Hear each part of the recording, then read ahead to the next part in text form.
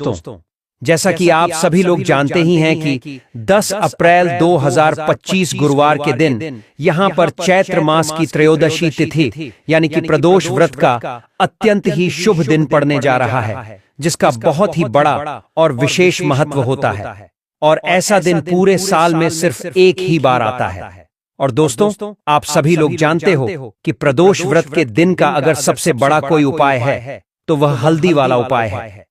तो दोस्तों, इस चैत्र महीने के शुक्ल पक्ष की त्रयोदशी तिथि के दिन अगर आप भी अपने जीवन में भगवान श्री भोलेनाथ एवं श्री हरि विष्णु जी की कृपा प्राप्त करना चाहते हैं तो इस दिन आप लोगों को इस हल्दी वाले उपाय को जरूर करना है। तो चलिए दोस्तों, उपाय को शुरू करते हैं। देखिए, यह चैत्र मास के प्रदोष व्रत का जो दिन है यह इतना खास होता है, इतना महत्वपूर्ण होता है कि कई बार बड़े बड़े पूजा पाठ अनुष्ठान यज्ञ साधना से जो हमारी मनोकामना पूर्ण नहीं होती, वह इस दिन एक छोटे से उपाय को करने से ही आपकी वह मनोकामना पूर्ण हो जाती है। और बहुत सारे लोगों ने इस उपाय को किया भी है और उनको इस उपाय को करने का फल भी जरूर मिला है। अगर आप लोग भी इस उपाय को करना चाहते हैं तो आप इस उपाय को पहले अच्छे से समझ लेना, सुन लेना, उसके बाद करना। आपको इस उपाय का फल जरूर मिलेगा। और इस उपाय को कर लेने से आपके घर में चाहे किसी भी प्रकार की दुख और समस्या क्यों ना चल रही हो, फिर चाहे आपको उसका कारण भी नहीं पता है कि भाई यह समस्या जो मेरे जीवन में चल रही है ये किस कारण से चल रही है, तो दोस्तों, आपकी समस्या का कुछ भी कारण हो सकता है। जैसे पितृदोष हो सकता है, मंगल दोष हो सकता है, या कहें कि काल सर्प दोष भी हो सकता है। तो इस दिन आप लोगों को हल्दी वाला उपाय कर लेना है, क्योंकि सिर्फ एक उपाय को करने से आपको अपने जीवन में चल रहे सभी प्रकार के दोषों से हमेशा हमेशा के लिए मुक्ति मिल जाएगी। तो चलिए अब उपाय के बारे में बात करते हैं। लेकिन उससे पहले आप लोगों को यह जानना आवश्यक है कि आखिर यह उपाय किस समय करना है, किसको करना है और कैसे करना है। तो चलिए हम आगे आपको वीडियो में एक एक करके बता देते हैं। तो दोस्तों, इस हल्दी वाले उपाय को हमें 10 अप्रैल 2025 चैत्र माह के प्रदोष व्रत के दिन कैसे करना है, किसको करना है, किस समय करना है और कहां पर करना है, ये सारे सवालों के जवाब आपको इस वीडियो में मिल जाएंगे। तो दोस्तों चलिए सबसे पहले हम ये जान लेते हैं कि आखिर इस हल्दी वाले उपाय को करना किसको है। तो देखो, घर की जो बड़ी माताएं बहनें होती हैं, उन माताओं बहनों में से कोई भी एक बड़ी माता बहन इस वाले उपाय को कर सकती है। और दोस्तों, अगर आप चाहे तो अपने घर में से सभी सदस्यों को भी इस उपाय को करवा सकते हैं। वहीं अगर किसी व्यक्ति की खुद की कोई मनोकामना है, खुद की कोई दुख और परेशानी है जिसके लिए वह ये उपाय करना चाहता है, तो वह खुद अपने लिए भी कर सकता है। बाकी अगर कोई घर में से ऐसा है जो कि अपने पूरे घर परिवार की सुख और शांति के लिए यह वाला उपाय करना चाहता है, तो भाई वह भी कर सकता है। उसमें भी कोई दिक्कत वाली बात नहीं है। कहने का मतलब यह है कि इस उपाय को हर एक सदस्य भी कर सकता है। और पूरे घर परिवार के सदस्य के लिए घर की बड़ी माताओं बहनों में से कोई एक माता बहन भी कर सकती है। माताएं बहनें अगर घर में उपस्थित ना हो या वह यह वाला उपाय ना कर पा रही हो, तो फिर घर का कोई भी बड़ा सदस्य इस हल्दी वाले उपाय को कर सकता है। चाहे फिर वह पुरुष ही क्यों ना हो, उसमें कोई भी दिक्कत वाली बात नहीं है। अब दोस्तों, इस हल्दी वाले उपाय को हमें करना कहां पर है, घर में या फिर मंदिर में? तो दोस्तों, हमें इस खास उपाय को अपने घर के मंदिर में जाकर करना है। बहुत सारे लोग प्रश्न करते हैं हर एक उपाय को करते समय कि हम इस उपाय को मंदिर में कर सकते हैं, लेकिन इस वाले उपाय को अगर आप लोग घर पर करोगे तो ज्यादा अच्छा होगा। उसके बाद में दोस्तों जो अगला प्रश्न निकल कर आता है वो यह आता है इस उपाय को लेकर कि आखिर इस उपाय को हमें किस समय करना है, सुबह के समय करना है कि शाम के समय करना है। तो देखो, इस वाले उपाय को आप लोग शाम के समय प्रदोष काल में करोगे तो ज्यादा बेहतर होगा, है ना, क्योंकि यही इस उपाय को करने का सही समय है। तो अब दोस्तों, जो अगली सबसे बड़ी और महत्वपूर्ण बात आती है वह यह आती है शाम के समय प्रदोष काल में इस उपाय को करने का सबसे सही समय क्या रहने वाला है। तो देखिए दोस्तों, अगर हम बात करें प्रदोष काल के समय के बारे में, तो दोस्तों जो प्रदोष का समय होता है वो सूर्यास्त से 45 मिनट पूर्व से लेकर के सूर्य अस्त के 45 मिनट बाद तक का होता है।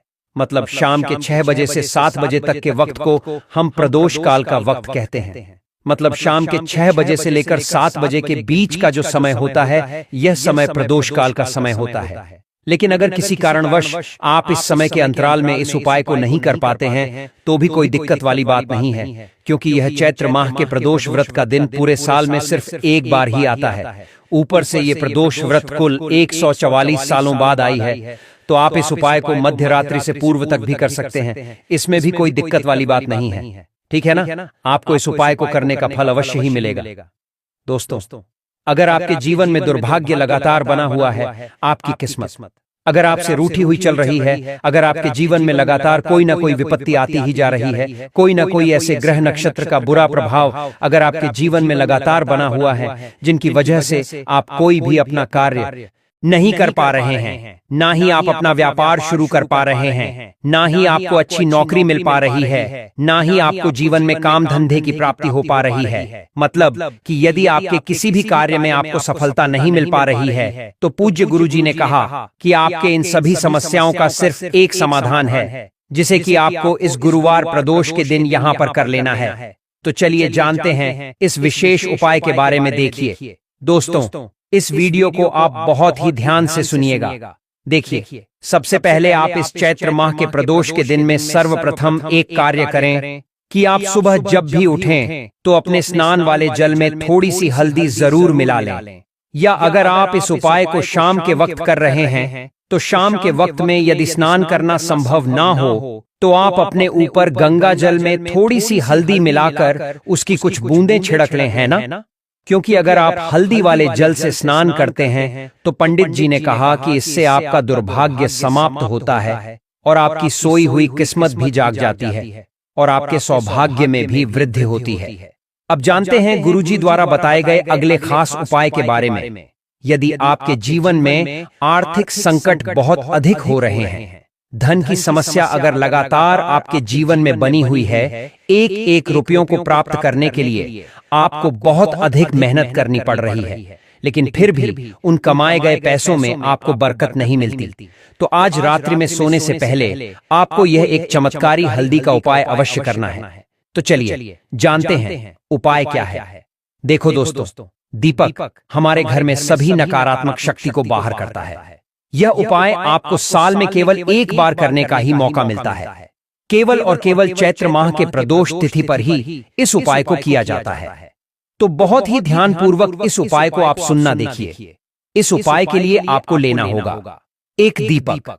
अब ये जो दीपक आप लेंगे ये मिट्टी का भी ले सकते हैं, या फिर अगर आपको शुद्ध आटा मढ़कर दीपक बनाना आता है तो आप आटे का भी दीपक तैयार कर सकते हैं, ठीक है ना? अब आपको इस एक दीपक के अंदर सरसों का तेल डालकर लंबी बाती लगाकर इसमें एक चुटकी हल्दी और एक चुटकी के ही बराबर आपको इसमें काली तिल डाल देनी है। ऐसा इसलिए दोस्तों क्योंकि माघ माह के शुक्ल पक्ष की प्रदोष के दिन यदि आप सरसों के तेल में तिल के साथ हल्दी डालकर जलाते हो तो इससे आपको माता लक्ष्मी जी और भगवान श्री हरि विष्णु जी की विशेष कृपा प्राप्त होती है। अब यहाँ पर सबसे बड़ी और महत्वपूर्ण जो बात आती है वो ये आती है कि इस दीपक को आपको रखना कहाँ पर है। तो देखिए, आपको इस एक दीपक को अपने घर में पूर्व की दिशा में रखना है। पूर्व यानी कि जिसे हम इंग्लिश में ईस्ट डायरेक्शन कहते हैं, वहां पर आपको किसी कोने में इस एक दीपक जला देना है और फिर अपने मन में भगवान लक्ष्मी नारायण जी का स्मरण करते हुए आपको प्रार्थना करनी है कि हे श्री लक्ष्मी नारायण, आज प्रदोष व्रत के शुभ दिन से मेरी आर्थिक स्थिति अच्छी हो जाए, मेरे सभी दुख कष्ट तकलीफ दूर हो जाए और मुझे आपकी परम भक्त प्राप्त हो। बस इतना सा उपाय। दोस्तों, अगर आपने कर लिया और बताएं के तरीके से अगर आपने प्रार्थना कर ली तो यकीन मानिए आपकी जो भी परेशानी होगी उसका अंत जरूर हो जाएगा और आपके जीवन है भगवान श्री लक्ष्मी नारायण की ऐसी कृपा बरसेगी कि आपको धन के लिए, रुपयों पैसों के लिए किसी के सामने हाथ फैलाने की आवश्यकता नहीं होगी। चलिए दोस्तों, अब हम जानते हैं आज के दिन ही लिए जाने वाले अपने अगले उपाय के बारे में। दोस्तों, ये जो उपाय है ये अगर आपके जीवन में धन की कमी हो गई है, यदि लाख प्रयास के बाद भी आपकी आर्थिक स्थिति में सुधार नहीं हो रहा, तो प्रदोष व्रत के दिन बस इस एक उपाय को करने से आपको निश्चित रूप से लाभ मिलेगा। तो चलिए दोस्तों जानते हैं कि आपको करना क्या है। देखिए, सर्वप्रथम आपको 5 चुटकी हल्दी ले लेनी है ना? फिर आपको इस हल्दी का गाढ़ा सा पेस्ट बना लेना है। अब आपको इस पेस्ट से अपने घर के मुख्य द्वार के बगल में जो चौखट होती है ना, या जो दीवार होती है, वहां पर आपको 2 स्वास्तिक का निर्माण करना है। अब देखिए दोस्तों, स्वास्तिक जो होता है ये भगवान श्री हरिविष्णु का प्रतीक होता है। कहते हैं जिसके घर के मुख्य दरवाजे पर स्वास्तिक का निशान बना होता है, उसे घर में माता लक्ष्मी सदा के लिए वास करती हैं, एवं उस घर में कभी भी कोई परेशानी, मुसीबत, विपदा प्रवेश नहीं करती है। इसी के साथ दोस्तों, इस अगले उपाय के लिए आपको एक लोटा जल ले लेना है। फिर इसी के साथ आपको ले लेना है थोड़ा सा गुड़। आप 1 टुकड़ा या 2 टुकड़े गुड़ के ले लीजिएगा और इस गुड़ को इस एक लोटे जल में डाल लीजिएगा। फिर इसी के साथ आपको थोड़ी सी पिसी हुई शुद्ध हल्दी ले लेनी है, 1 या 2 चुटकी के बराबर शुद्ध पिसी हुई हल्दी ले लीजिएगा और इसको भी आपको इसी एक लोटे जल में डाल देना है। अब आपका यह एक लोटे जल का जो मिश्रण है, जो घोल है, वो तैयार हो गया है।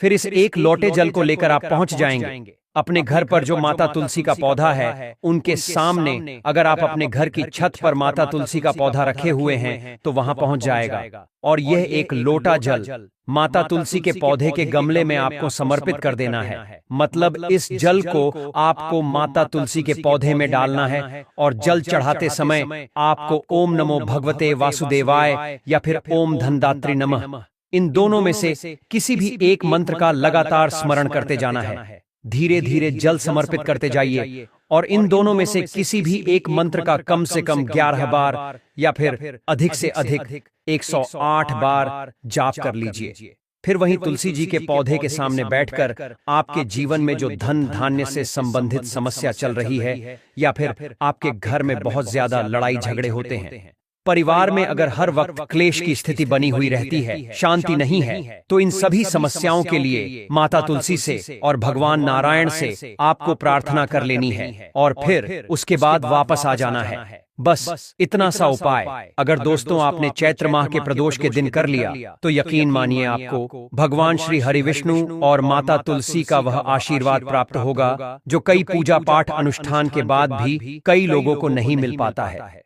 चलिए दोस्तों, इसी के साथ अब हम जानते हैं अगले उपाय के बारे में। इस उपाय के लिए दोस्तों आपको 2 हरी इलायची लेनी है। फिर इसी के साथ साथ आपको ले लेना है एक दीपक आप मिट्टी का भी ले सकते हैं और आप अपने घर पर अगर आटा मढ़कर उसका दीपक बनाते हैं तो उसका भी दीपक आप तैयार कर सकते हैं। फिर इसके बाद दोस्तों आपको इस दीपक में गाय के घी का इस्तेमाल करना है और साथ ही साथ लंबी रुई की बत्ती का प्रयोग करना है, गोल बत्ती का प्रयोग नहीं करना है। देखिए, इस उपाय को बहुत ही ध्यान से समझिए क्योंकि यह उपाय माता लक्ष्मी को बहुत प्रिय है। तो देखिए, अब सबसे पहले आप एक काम करेंगे, आप यह दीपक लेकर अपने घर के मंदिर के सामने पहुंच जाएंगे। आपके घर के मंदिर में माता लक्ष्मी की अगर कोई फोटो है, कोई प्रतिमा है, या अगर विग्रह आपके घर पर स्थापित है, या आपकी कुल देवी की कोई फोटो है, कोई प्रतिमा है, या फिर माता रानी के किसी भी स्वरूप की कोई फोटो है, तो उनके सामने आपको यह उपाय करना है। आधा उपाय आप अपने घर के मंदिर में करेंगे और आधा शिवालय में जाकर करेंगे। इसलिए आपको यह उपाय बहुत ही ध्यान से समझना है। देखिए, अब माता रानी के सामने सबसे पहले आप थोड़े से चावल रख दीजिए जिन्हें कि हम अक्षत कहते हैं, और उन्हीं चावलों के ऊपर यह दीपक रख दीजिए। क्योंकि दोस्तों, अगर आप बिना चावल के दीपक को रखते हैं तो ऐसे दीपक से आपकी पूजा कभी स्वीकार नहीं होगी। ठीक है। फिर आपको इस दीपक को रखने के बाद इसमें थोड़ी सी आप पिसी हुई हल्दी डाल दीजिए। उसके बाद आप यह दीपक प्रज्वलित कर दीजिए और वहीं दीपक के सामने बैठकर, यानी माता रानी के सामने बैठकर, आप कम से कम 11 बार या 21 बार या 51 बार या 108 बार, जितना भी आपका सामर्थ हो उतनी बार आप ओम धनदात्री नमः इस मंत्र का स्मरण कर लीजिए। मंत्र हम आपको दोबारा बता देते हैं। मंत्र है ओम धनदात्री नमः। ठीक है ना। फिर मंत्र का स्मरण करने के बाद आपके पास में जो 2 हरी इलायची है उनमें से एक हरी इलायची आपको इसी दीपक में डाल लेनी है और माता लक्ष्मी से आपको यह प्रार्थना कर लेनी है कि हे माता रानी, मेरे जीवन में जो धन धान्य की कमी चल रही है, जो कष्ट चल रहे हैं, मेरे जीवन में जो सौभाग्य में वृद्धि नहीं हो पा रही है, जो दुर्भाग्य लगातार बना हुआ है, उसे आप दूर करने की इस बालक पर कृपा करें। इतना आपने कर लिया, ठीक है। फिर इसके बाद आपको दूसरी हरी इलायची और थोड़ा सा शहद लेकर शिवालय पहुंच जाना है। यह उपाय शाम के समय का है। तो आप इस उपाय को शाम के वक्त ही करेंगे। तो आपको करना यह है कि शिवालय पहुंचने के बाद इस दूसरी हरी इलायची को आप शहद में डुबो लेंगे। चारों तरफ से इस हरी इलायची में शहद लगा लेंगे और फिर यह हरी इलायची आपको शिवलिंग के ऊपर समर्पित कर देना है। और फिर वहीं शिवलिंग के सामने बैठकर आपको महादेव से प्रार्थना कर लेनी है कि आपके जीवन में धन से संबंधित कोई समस्या चल रही है या आपकी कोई विशेष मनोकामना है जो परिपूर्ण नहीं हो पा रही है, तो हे महादेव उस मनोकामना को परिपूर्ण करने की कृपा करें।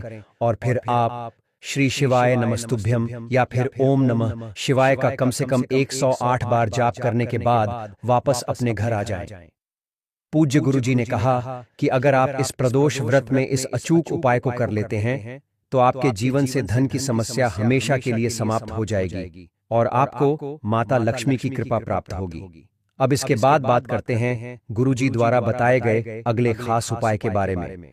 दोस्तों, 12 अप्रैल शनिवार 2025 के दिन यहाँ पर चैत्र महीने के शुक्ल पक्ष की पूर्णिमा यानी कि मधु पूर्णिमा का अत्यंत ही शुभ एवं मंगलकारी दिन पड़ने जा रहा है। और दोस्तों, यही वह शुभ दिन है जिस दिन पवन पुत्र हनुमान जी का जन्म हुआ था, जिस वजह से ये दिन सभी सनातनियों के लिए अत्यंत ही महत्वपूर्ण एवं शुभ हो जाती है। हमारे हिंदू धर्म में पूर्णिमा के व्रत का बहुत ही बड़ा महत्व है।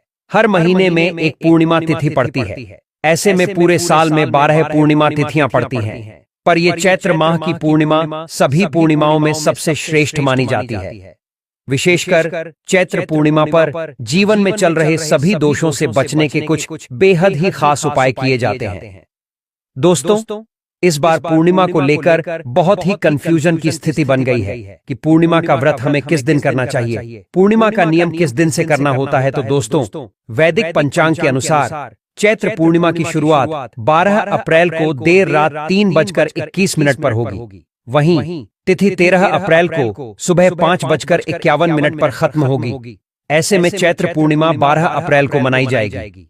इसी दिन हनुमान जन्मोत्सव भी मनाया जाएगा। दोस्तों, वीडियो में आगे बढ़ने से पहले यदि आप भी इस पूर्णिमा अपने एवं अपने परिवार के ऊपर भगवान श्री हरि विष्णु एवं माता लक्ष्मी जी की कृपा, उनका आशीर्वाद प्राप्त करना चाहते हैं तो कमेंट बॉक्स में जय श्री लक्ष्मी नारायण अवश्य लिख दें। दोस्तों, पूर्णिमा को लेकर बहुत कंफ्यूजन रहता है कि पूर्णिमा का व्रत हमें किस दिन करना चाहिए, पूर्णिमा का नियम किस दिन से करना होता है। तो दोस्तों, पूर्णिमा तिथि एक ऐसी तिथि है जिसका इंतजार आज ही से नहीं हमेशा से किया जाता है। कारण भी है कि पूर्णिमा तिथि पर लक्ष्मी आराधना करने से बहुत जल्दी सफलता मिल जाती है। यानी कि जिन लोगों के जीवन में धन को लेकर समस्या चल रही है, जिन्हें एक एक रुपए खर्च करने से पहले 1000 बार सोचना पड़ता है, उनके लिए चैत्र पूर्णिमा बेहद ही शुभ मंगलकारी होने वाली है। क्योंकि दोस्तों, कहा जाता है कि माता लक्ष्मी और चंद्रदेव के बीच भाई बहन का संबंध है, क्योंकि दोनों की उत्पत्ति समुद्र से हुई है। और पूर्णिमा यानी कि चांद पूरा होना, चंद्रमा जिस दिन पूर्ण कलाओं के साथ होते हैं, उस दिन यदि हम लक्ष्मी जी की आराधना करते हैं तो दोस्तों, वह इतनी प्रसन्न होती है कि धन संपदा से भर देती है। और धरती लोक के वासियों को भगवान विष्णु ने भी कहा था कि आज के दिन मेरे साथ जो लक्ष्मी आराधना करेगा, आराधना के उपरांत देव के दर्शन करेगा, उन्हें अर्घ प्रदान करेगा, उनके जीवन में हर प्रकार से सुख और समृद्धि प्रदान करेंगे। दोस्तों, आइए जानते हैं कि इस बार यानी कि चैत्र महीने की पूर्णिमा का व्रत हमें किस दिन रहना है। हिंदू पंचांग के अनुसार चैत्र महीने के शुक्ल पक्ष की पूर्णिमा तिथि को सबसे महत्वपूर्ण पूर्णिमा माना जाता है, क्योंकि यह पूर्णिमा हिंदू नव वर्ष के प्रारंभ के पश्चात ये पहली पूर्णिमा मानी जाती है। चैत्र पूर्णिमा को हनुमान जन्मोत्सव के रूप में भी मनाया जाता है। इस दिन लोग व्रत रखते हैं, भगवान विष्णु और चंद्रमा की पूजा अर्चना करते हैं। कहा जाता है कि चैत्र पूर्णिमा पर दान पुण्य करने से पापों का नाश होता है। इस पूर्णिमा को चैती पूम भी कहा जाता है, क्योंकि इसी दिन भगवान श्री कृष्ण ने ब्रज में रास उत्सव रचाया था, जिसे महारास के नाम से जाना जाता है। महारास में हजारों गोपियों ने भाग लिया और हर एक गोपी के साथ भगवान कृष्ण नृत्य किया था। इस पूर्णिमा को चैती पूर्णिमा या चैती पूनम के नाम से भी जाना जाता है। साथ ही इस दिन गंगा स्नान और दान पुण्य भी किया जाता है। आइए सबसे पहले जानते हैं साल में कितनी पूर्णिमा का व्रत करना चाहिए। लेकिन अभी तक आपने वीडियो को लाइक नहीं किया तो वीडियो को लाइक अवश्य कर दें। दोस्तों, हर महीने में एक पूर्णिमा तिथि पड़ती है। ऐसे में पूरे साल में 12 पूर्णिमा तिथियां पड़ती हैं। पूर्णिमा का दिन माता लक्ष्मी और चंद्रदेव को समर्पित होता है। हिंदू पंचांग के अनुसार हर महीने की शुक्ल पक्ष की 15वीं तिथि को पूर्णिमा तिथि पड़ती है। इस दिन चंद्रदेव की पूजा विधि विधान से करने से शुभ फल की प्राप्ति होती है। पूर्णिमा तिथि के दिन पितृतर्पण करने से पितृदोष से मुक्ति मिल सकती है। इस दिन चंद्रदेव की पूजा के साथ साथ शिव जी की पूजा से भी अक्षय यानी कि कभी ना खत्म होने वाले फल की प्राप्ति होती है। चैत्र महीने की पूर्णिमा तिथि दान करने के लिए सबसे उत्तम मानी गई है। यदि आप हर महीने की पूर्णिमा तिथि का व्रत नहीं रख सकते हैं तो केवल चैत्र मास की पूर्णिमा तिथि पर रखें। इसके अलावा अगर आप पूर्णिमा का व्रत करना चाहते हैं तो कार्तिक मास की पूर्णिमा तिथि से ही शुरू करें। आप 32 पूर्णिमा रख सकते हैं। पूर्णिमा का व्रत रखने से महिलाओं को अखंड सौभाग्य का वर प्राप्त होता है। इसके साथ यदि आपके परिवार में कोई कलह क्लेश हो तो वह भी इस व्रत के करने से समाप्त हो जाता है। आइए जानते हैं पूर्णिमा तिथि की पूजा विधि के बारे में। लेकिन अभी तक आपने वीडियो को लाइक नहीं किया है तो वीडियो को लाइक अवश्य ही कर दें। पूर्णिमा के दिन भगवान श्री हरि विष्णु एवं माता लक्ष्मी जी, भगवान शिव सहित समस्त शिव परिवार और श्री सत्यनारायण भगवान के साथ चंद्र देवता की पूजा करनी चाहिए। आज के दिन अपने पितरों के निमित्त जल का तर्पण अवश्य करना चाहिए। अपनी सामर्थ्य के अनुसार आज के दिन आप कुछ न कुछ दान अवश्य करें। दान आप मौसमी वस्तुओं का, मौसमी फलों का, सब्जियों का या अब गुड़ घी गौ आदि का दान कर सकते हैं। जिसकी जैसी सामर्थ्य हो उसी के अनुसार ही दान करना चाहिए। व्रत रखने वाले भक्तों को सुबह देर तक नहीं सोना चाहिए। जहां तक हो सके ब्रह्म मुहूर्त में उठकर ही स्नानादि से निवृत्त होकर सूर्य देवता को जल अर्पित करके फिर पूजा करनी चाहिए। पूर्णिमा व्रत की कथा अवश्य ही पढ़नी और सुननी चाहिए और दिन भर उपवास रखना चाहिए। शाम को चंद्रोदय होने पर चंद्र देवता को जल का अर्घ देकर और धूप दीप दिखाकर आरती करने के बाद खीर का भोग लगाकर उसी खीर को प्रसाद रूप में ग्रहण करके अपना उपवास खोलना चाहिए। आज के दिन सफेद रंग की वस्तुओं का ज्यादा से ज्यादा प्रयोग और दान करना चाहिए। घर में लहसुन प्याज का या मांसाहार का सेवन नहीं करना चाहिए। नाखून बाल इत्यादि ना काटे और दीप दान जरूर करें। पूर्णिमा के दिन किए गए दीप दान से भक्तों के सभी पाप कट जाते हैं एवं जीवन सुखमय बीतता है और अंत में मोक्ष की प्राप्ति होती है। दीप दान आप अपने आसपास मंदिर में पवित्र वृक्षों के नीचे तुलसी जी के पौधे में कर सकते हैं। ध्यान रखें कि भगवान विष्णु को आप जो भी भोग गाएं साथ में तुलसी जी पत्ते जरूर रखें, क्योंकि बिना तुलसी के पत्तों के भगवान श्री हरि विष्णु भोग स्वीकार नहीं करते। लेकिन आपको पूर्णिमा के दिन तुलसी के पत्ते नहीं तोड़ने चाहिए। इसीलिए एक दिन पहले ही तुलसी के पत्ते तोड़कर रख लेने चाहिए। जिन लोगों की कुंडली में चंद्र दोष हो, मन अशांत रहता हो, बहुत ज्यादा मानसिक तनाव रहता हो, ऐसे लोगों को चंद्र देवता की पूजा अवश्य करनी चाहिए। तो सबसे पहले 12 अप्रैल शनिवार के दिन आप जल्दी जग जाइएगा, स्नान करिएगा और आप अपने घर के मुख्य द्वार पर हल्दी युक्त जल से आप थोड़ा सा छिड़काव जरूर करिएगा। आप हल्दी ले लीजिएगा, थोड़ा सा जल में डालिए, मुख्य द्वार को साफ कर लीजिएगा। आप जल के छींटे मार दीजिएगा। घर में जो पूजा पाठ करना है कर ले पीले चावल में थोड़ा सा हल्दी डाल करके आप पक्षियों को पीले चावल दीजिएगा।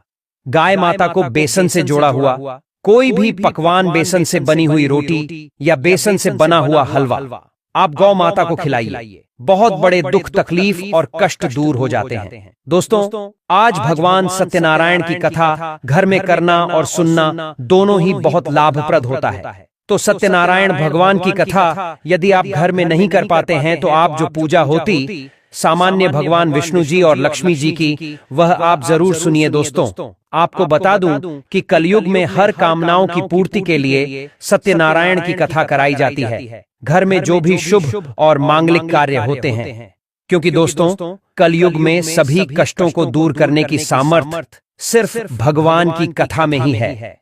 तो आपको इस चीज का ध्यान अवश्य ही रखना चाहिए। इसी के साथ दोस्तों, पूर्णिमा के दिन नहाने के पानी में थोड़ा सा तिल जरूर डालिए। सभी परिवार के सदस्य नहाने के पानी में तिल मिलाकर स्नान जरूर कीजिए। इसका बहुत अधिक लाभ आपको मिलेगा। तिल के स्नान और दान से जीवन के सभी कष्ट दूर होते हैं। वहीं दोस्तों, भगवान विष्णु की माता लक्ष्मी के साथ साथ हनुमान जी महाराज की पूजा भी जरूर करिएगा, क्योंकि दोस्तों चैत्र माह की पूर्णिमा पर ही हनुमान जी का जन्म हुआ था। इसलिए हनुमान जी की पूजा करके हनुमान चालीसा का पाठ भी आपको करना है। आप जितना अधिक चाहे उतना अधिक पाठ कर सकते हैं, परंतु कम से कम 3, 7, 11 या 21 पाठ जरूर करना दोस्तों। हिंदू धर्म में 2 तिथियां ऐसी हैं जिनके बारे में कहा जाता है कि भूल ही नहीं सकते, और वह है अमावस्या और पूर्णिमा। इन 2 तिथियों में भगवान की पूजा करना, मंदिर में या जरूरतमंद लोगों को दान करना आपके जीवन के कष्ट दूर करने वाला है। और इस बार की पूर्णिमा तिथि पर गुरु पुष्य योग है, तो आज जिन लोगों के विवाह में विलंब हो रहा है वह लोग जरूर कुछ महत्वपूर्ण उपाय जरूर कर लें। जिन लोगों को लक्ष्मी चाहिए वह लोग भी कुछ उपाय कर सकते हैं, जैसे हवन कर सकते हैं, कनक धारा, स्तोत्र का पाठ आप लोगों के जीवन में चमत्कारी रूप से गरीबी को दूर करने वाला। जो लोग आज से कोई नई चीज शुरू करना चाहते हैं वह आज से करें। आज बहुत महत्वपूर्ण दिन है। ऐसा दिन संयोग से आता है कि पूर्णिमा भी हो और रवि पुष्य योग भी, तो आप इन महत्वपूर्ण कार्यों को कर लीजिएगा। आप जानते हैं चैत्र पूर्णिमा के शुभ मुहूर्त के बारे में, लेकिन अभी तक आपने वीडियो को लाइक नहीं किया है तो वीडियो को लाइक अवश्य ही कर दें दोस्तों। ज्योतिषियों की माने तो चैत्र पूर्णिमा पर इस बार भद्रावास योग का निर्माण हो रहा है दोस्तों। इस बार की पूर्णिमा इसीलिए भी विशेष है क्योंकि इस दिन शनिवार पड़ रहा है, जो इसे धार्मिक और ज्योतिषीय दृष्टिकोण से विशेष रूप से महत्वपूर्ण बनाता है।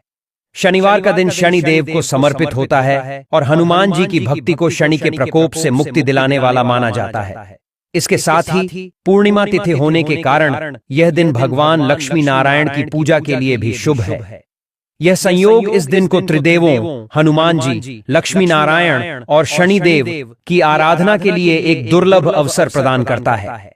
वैदिक पंचांग के अनुसार चैत्र पूर्णिमा तिथि 12 अप्रैल को सुबह 3:30 बजे शुरू होगी और 13 अप्रैल को सुबह 5:51 तक रहेगी। उदयातिथि के आधार पर यह पर्व पूरे देश में 12 अप्रैल को ही मनाया जाएगा। इस दिन के शुभ मुहूर्त, भद्राकाल और पूजा की विधि को समझना जरूरी है ताकि भक्त पूर्ण लाभ प्राप्त कर सकें। इस दिन पूजा के लिए कई शुभ मुहूर्त उपलब्ध हैं। ब्रह्म मुहूर्त सुबह 4:29 से 5:14 तक रहेगा, जो दिन का सबसे पवित्र समय माना जाता है। इस दौरान स्नान, ध्यान और पूजा की शुरुआत करने से आत्मिक शुद्धि होती है और देवताओं का आशीर्वाद प्राप्त होता है। अभिजीत मुहूर्त सुबह 11:56 से दोपहर 12:48 तक रहेगा, जो दिन का सबसे शुभ और मंगलकारी समय है। इस मुहूर्त में किसी भी धार्मिक कार्य, मंत्र जाप या विशेष अनुष्ठान को शुरू करना अत्यंत फलदायी माना जाता है। प्रदोष काल शाम 6:45 से रात 8:08 तक रहेगा, जो संध्या पूजा के लिए उपयुक्त है। इस समय में हनुमान जी, लक्ष्मी नारायण और शनिदेव की पूजा करने से विशेष कृपा मिलती है। सूर्योदय सुबह 5:09 होगा, जबकि सूर्यास्त शाम 6:45 होगा। हालांकि इस दिन भद्राकाल भी रहेगा, जो सुबह 3:30 बजे से शुरू होकर दोपहर 3:30 बजे तक चलेगा। भद्रा के दौरान कोई भी शुभ कार्य जैसे पूजा, हवन या नया कार्य शुरू करना वर्जित माना जाता है। इसलिए भद्रा समाप्त होने के बाद ही पूजा की योजना बनानी चाहिए। हनुमान जन्मोत्सव के अवसर पर हनुमान जी की पूजा बहुत ही श्रद्धा और विधि विधान से की जानी चाहिए ताकि वे अपने भक्तों से प्रसन्न हों। सुबह ब्रह्म मुहूर्त में उठकर सबसे पहले स्नान करें और स्वच्छ लाल या पीले रंग के वस्त्र धारण करें, क्योंकि ये रंग हनुमान जी को प्रिय है। इसके बाद हनुमान मंदिर जाएं या घर पर उनकी मूर्ति को साफ चौकी पर स्थापित करें। मूर्ति को गंगा जल से स्नान कराएं और चमेली के तेल में मिला हुआ सिंदूर चढ़ाएं, क्योंकि हनुमान जी को सिंदूर अति प्रिय है। उनके सामने लाल फूलों की माला, तुलसी के पत्ते, गुड़, चने और केले का भोग लगाएं। चमेली के तेल का दीपक जलाएं और धूप बत्ती प्रज्वलित करें। पूजा में हनुमान चालीसा, बजरंग बाण, सुंदरकांड का पाठ करें या ओम हम हनुमते नमः मंत्र का 108 बार जाप करें। जाप के लिए रुद्राक्ष की माला का प्रयोग करें। पूजा के अंत में हनुमान जी की आरती करें और भोग को प्रसाद के रूप में सभी में बांटें। मान्यता है कि जो भक्त सच्चे मन से हनुमान जी की पूजा करते हैं उनके सभी संकट दूर होते हैं और उन्हें बल, बुद्धि और साहस की प्राप्ति होती है। चूंकि यह चैत्र पूर्णिमा है, इस दिन भगवान लक्ष्मी नारायण की पूजा का भी विशेष महत्व है। लक्ष्मी नारायण, जो भगवान विष्णु और माता लक्ष्मी का संयुक्त स्वरूप हैं, धन, समृद्धि और सुख के दाता माने जाते हैं। सुबह स्नान के बाद पूजा स्थल को साफ करें और लक्ष्मी नारायण की मूर्ति को लाल या पीले कपड़े पर स्थापित करें। मूर्ति को गंगा जल और दूध से स्नान कराएं, फिर उन्हें कमल के फूल, गुलाब की माला और तुलसी के पत्तों से सजाएं। भोग के रूप में खीर, मिठाई, फल और माखन चढ़ाएं। घी का दीपक और धूप जलाएं। पूजा में ओम नमो नारायणाय या ओम श्री ह्रीं लक्ष्मी नारायणाय नमः मंत्र का कम से कम 108 बार जाप करें। सत्यनारायण भगवान की कथा का पाठ करें, जो पूर्णिमा के दिन बहुत शुभ माना जाता है। कथा के बाद आरती करें और प्रसाद को परिवार और पड़ोसियों में बांटें। इस पूजा से घर में सुख, शांति और आर्थिक समृद्धि आती है। कुछ लोग इस दिन व्रत भी रखते हैं, जिसमें केवल सात्विक भोजन ग्रहण किया जाता है। यह दिन शनिवार को पड़ रहा है, इसलिए शनि देव की पूजा को भी नजरअंदाज नहीं करना चाहिए। शनि देव को न्याय का देवता माना जाता है और उनकी पूजा से शनि की 7.5 ढैया या अन्य कष्टों से राहत मिलती है। सुबह स्नान के बाद शनि मंदिर जाएं या घर पर उनकी मूर्ति को काले कपड़े पर स्थापित करें। शनि देव को काले तिल, काला कपड़ा, लोहा, नीला फूल और सरसों का तेल चढ़ाएं। उनके सामने सरसों के तेल का दीपक जलाएं और धूप बत्ती प्रज्वलित करें। एयूएम शम शनैश्चराय नमः मंत्र का 108 बार जाप करें या शनि चालीसा और शनि स्तोत्र का पाठ करें। पूजा के बाद गरीबों को तेल, काले उड़द या काले जूते दान करें। शनि देव से अपने कर्मों की क्षमा मांगे और जीवन में स्थिरता व शांति की प्रार्थना करें। मान्यता है कि हनुमान जी और शनि देव की एक साथ पूजा करने से शनि का प्रभाव कम होता है, क्योंकि हनुमान जी ने शनि देव को रावण की कैद से मुक्त कराया था। इस दिन कुछ विशेष बातों का ध्यान रखना भी जरूरी है। भद्रा काल में पूजा से बचें और सभी पूजा सामग्री को पहले से तैयार कर लें। पूजा के दौरान मांस, मदिरा और तामसिक भोजन से दूर रहें। सात्विक जीवन शैली अपनाएं और क्रोध या नकारात्मक विचारों से बचें। हनुमान जी को प्रसन्न करने के लिए दिन भर उनकी भक्ति में लीन रहें और जरूरतमंदों को दान दें। लक्ष्मी नारायण की पूजा में स्वच्छता और शांति का विशेष ध्यान रखें। शनिदेव की पूजा में काले रंग का महत्व है, इसलिए काले वस्त्र पहनकर उनकी पूजा करना शुभ माना जाता है। इस प्रकार 12 अप्रैल 2025 को हनुमान जी, लक्ष्मी नारायण और शनिदेव की विधिवत पूजा करने से भक्तों को त्रिदेवों का आशीर्वाद प्राप्त होगा।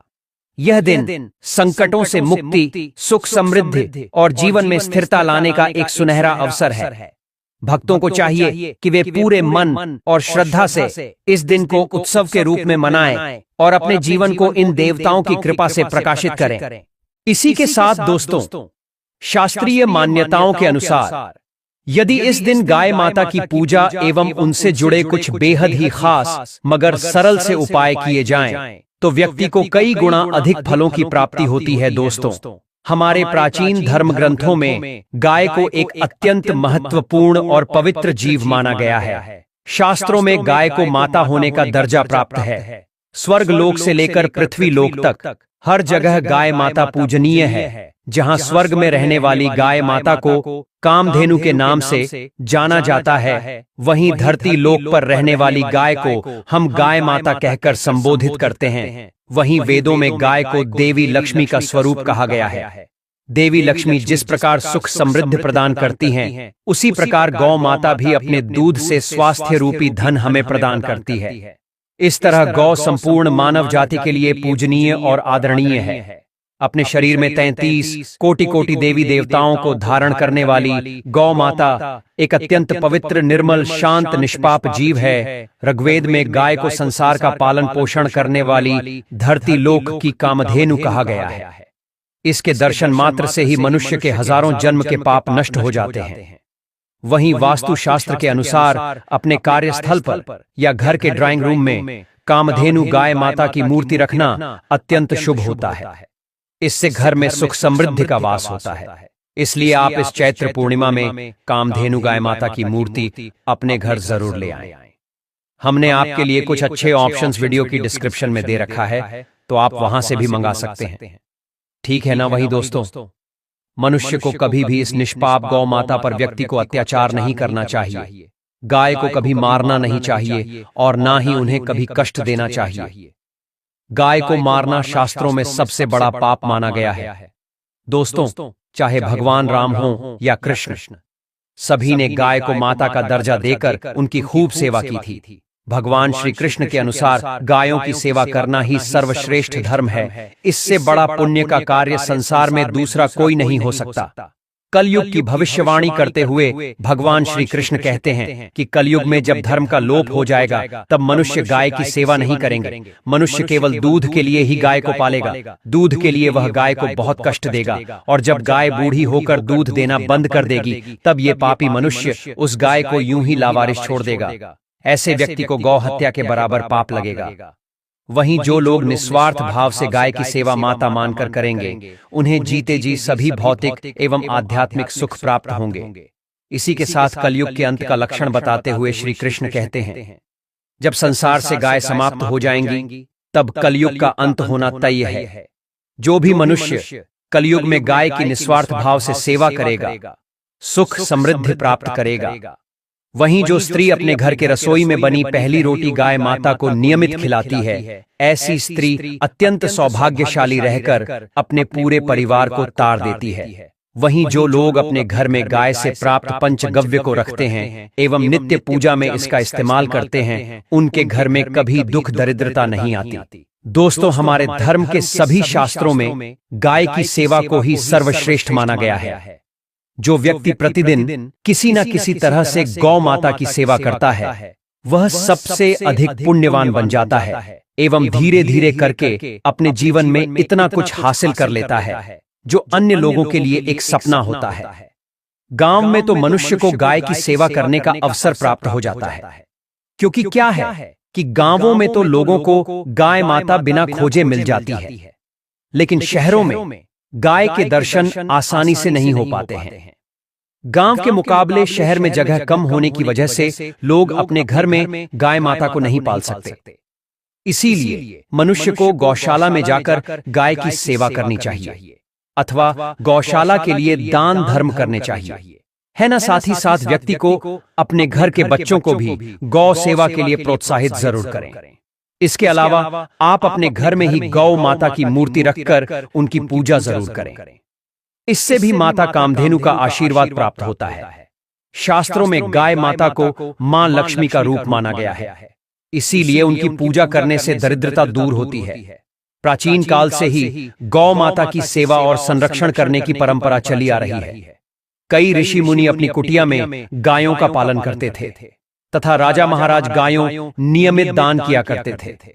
गायों के दान को सबसे बड़ा दान कहा गया है। गाय का दान करने से सभी जन्मों के पाप नष्ट हो जाते हैं और मनुष्य को मोक्ष की प्राप्ति होती है। आज हम आपको गौ माता के संबंध में बहुत ही महत्वपूर्ण बातें बताने जा रहे हैं।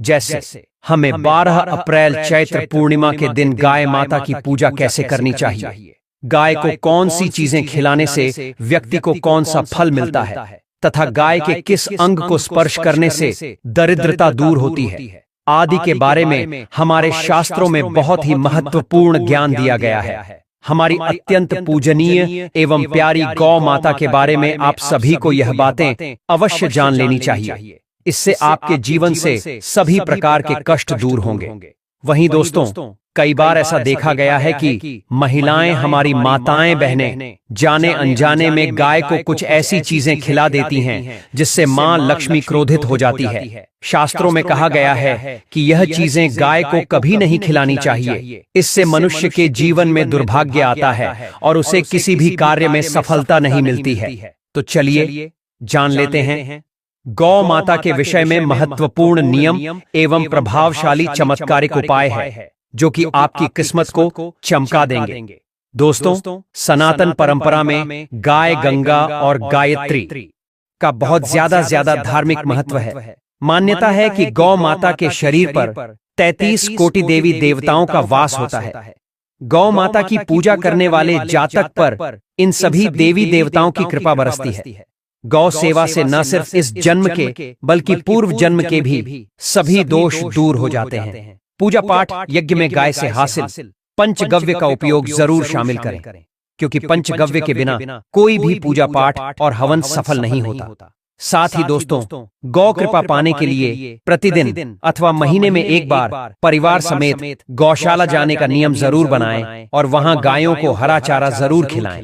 इस प्रथा की शुरुआत आप इसी पूर्णिमा तिथि से ही करें। इससे आपको शुभ फलों की प्राप्ति होगी और साथ ही साथ गौ सेवा और गौ पूजा से आपके सभी 9 ग्रह शांत हो जाएंगे हैं और इनसे जुड़े दोषों का निदान स्वतः ही हो जाएगा।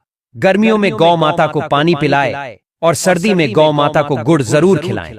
अनेक देवी देवता को अपने शरीर पर धारण करने वाली गौ माता से जुड़े कई शुभ और अशुभ संकेत भी होते हैं। मसलन गाय का दूध दूते समय यदि गाय ठोकर मार दे और सारा दूध बिखर जाए तो अपशगुन होता है। यदि कोई यात्रा पर निकल रहा हो और गाय अपने बछड़े को दूध पिलाती सामने आ जाए तो निश्चित रूप से आप ये बात समझ लें कि जिस यात्रा के लिए आप निकले हैं आपकी वह यात्रा जरूर ही सफल होगी और वह कार्य जिसके लिए आप निकले हैं वह जरूर पूर्ण होगा। यात्रा पर जाते समय बाईं ओर गाय की आवाज आना और रात्रि में गाय की हुंकार बेहद शुभ मानी जाती है। दोस्तों, इसी के साथ गाय के साथ आप भूल कर भी दुराचार न करें, अन्यथा मिलता है घोर पाप और जीवन भर की परेशानियां बनी रहती हैं। जी हाँ दोस्तों, गाय को राष्ट्रीय पशु बनाए जाने और इन्हें मौलिक अधिकार दिए जाने की बात हो रही है तो सवाल उठता है, गाय संस्कृति का अहम हिस्सा है। चाहे राम हो या कृष्ण, सभी ने गायों की पूजा की है, उन्हें माँ का दर्जा दिया है। तब भी गाय के साथ लोग खराब व्यवहार कैसे कर लेते हैं। गाय दर दर भटकती रहती है, भरपेट लोग इन्हें चारा तक नहीं देते। गाय जब तक दूध देती रहती है तो उनकी सेवा होती है और जैसे ही गाय माता दूध देना बंद कर देती है तो लोग इन्हें लावारिस छोड़ देते हैं सड़कों पर और गलियों में भटकने के लिए। ऐसे में गोवंश जीवों को कोई डंडे मारता है तो कोई पानी डाल देता है, कभी वाहनों की चपेट में आ जाती है तो कभी बीमार होकर हमारी गाय माता दम तोड़ देती है। ऐसे में जरूरत है इन बातों को जानने की। गाय को लेकर शास्त्रों में क्या कहा गया है, गाय के साथ आपको कैसा व्यवहार करना चाहिए। दोस्तों, हमें गाय को कभी भी मारना पीटना नहीं चाहिए। शास्त्र में गाय को माता का दर्जा दिया गया है। गाय को मारने वाला अपनी माता को मारने पीटने वाले के समान पाप का भागीदार समझा जाता है। नरक लोक में वर्षों तक कष्ट भोगना पड़ता है, अगले जन्म पशु योनि में मिलता है। कथा है कि गौतम मुनि ने एक बार गलती से गाय माता को डंडा मार दिया था, जिससे गाय की मृत्यु हो गई थी और इस पाप से मुक्ति के लिए इन्हें वर्षों तक तपस्या करनी पड़ी। भगवान श्री कृष्ण जी ने बैल स्वरूप में आए एक राक्षस का वध कर दिया था, जिससे मुक्ति के लिए भगवान श्री कृष्ण को संपूर्ण तीर्थों को एक कुंड में बुलाना पड़ा और इस कुंड में स्नान से वह पाप मुक्त हो गए थे।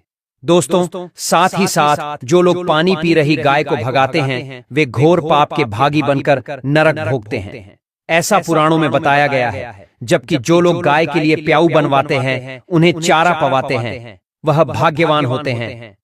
ऐसे लोग घोर पाप से मुक्त होकर स्वर्ग पा जाते हैं और बड़े ही धनवान कुल में जन्म लेकर सुख भोगते हैं। और साथ ही साथ आराम कर रही गाय को कष्ट देकर कभी भी उठाना नहीं चाहिए।